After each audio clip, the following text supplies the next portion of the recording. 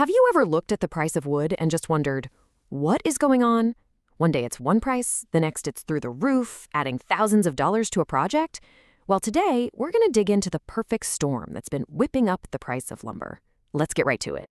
So, the whole story with lumber right now, it's kind of baffling, honestly.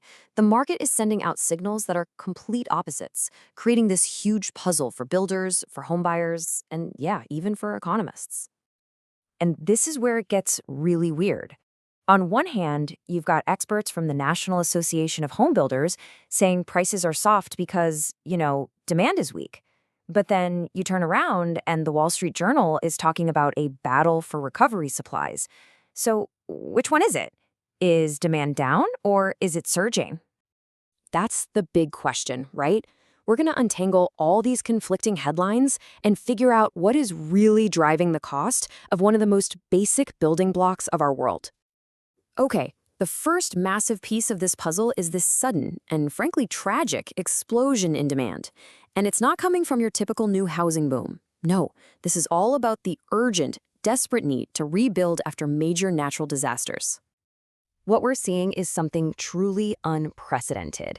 You've got California dealing with the fallout from wildfires that literally wiped entire towns off the map. At the exact same time, the Southeast is trying to recover from catastrophic hurricane flooding. These huge rebuilding efforts are happening all at once, creating this intense nationwide competition for the exact same stuff: workers and, you guessed it, lumber. And the scale of this effort is just immense. We are talking about a massive movement of materials. Train cars full of lumber are being rerouted to disaster areas, which, of course, pulls that supply away from the regular market and puts a ton of pressure on the whole supply chain. To really put this into perspective, just one of those fire events in California is estimated to need up to 20,000 truckloads of lumber. 20,000!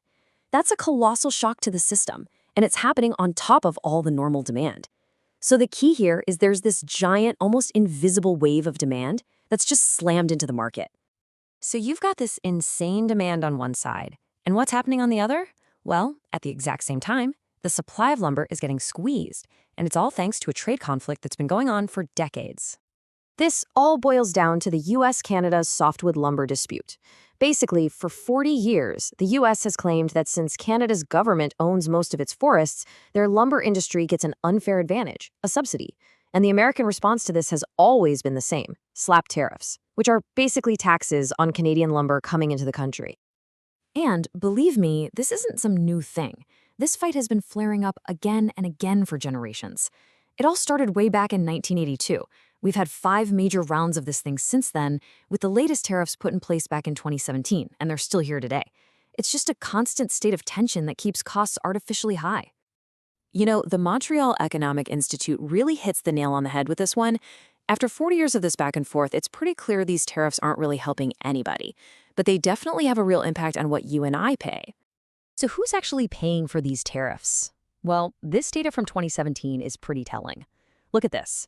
American lumber producers, they gained about $1.46 billion. But American consumers lost over $1.56 billion. The hit to everyday people was actually bigger than the benefit to the producers. It's basically a hidden tax on housing, a transfer of wealth from homebuyers to a few companies. And if you think that's wild, get a load of this. In that same year, the financial pain felt by American consumers was 26 times greater than the pain felt by the Canadian producers these tariffs were supposed to be targeting. It just goes to show how much of that cost gets passed right down to anyone buying wood in the US. Okay. So we've got disaster-driven demand on one side and a policy-squeezed supply on the other. Now let's see how all this actually shows up in the housing market, because lumber tells a really fascinating story here. You see, the price of lumber isn't just about what you pay at the hardware store. It's a key economic indicator. You can almost think of it as a barometer, or maybe a canary in the coal mine, for the health of the entire construction industry. When that price starts moving, economists sit up and pay attention. Now, the last decade has been really interesting. Lumber used for new housing, that green line, has been climbing steadily. But look at the red line. That's residential repair and remodeling. It has been super strong and consistent, and it's even been ticking up, especially with more people working from home and deciding to invest in their current living spaces.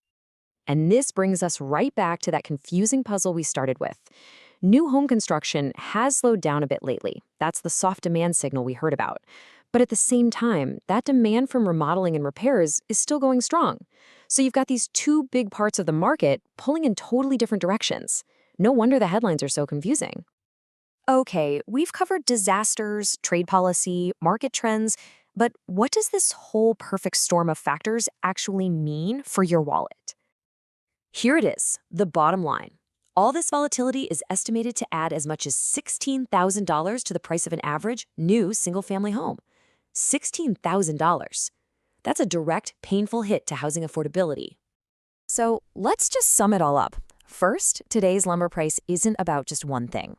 It's this crazy mix of massive demand from disasters and a tight supply because of trade policy. Second, those 40-year-old tariffs, they're consistently being paid for by you, the American consumer. Third, remember that the price of a simple 2x4 is a powerful signal for the whole housing market. And finally, all of this adds up to real money, thousands of extra dollars on a new home or a big renovation.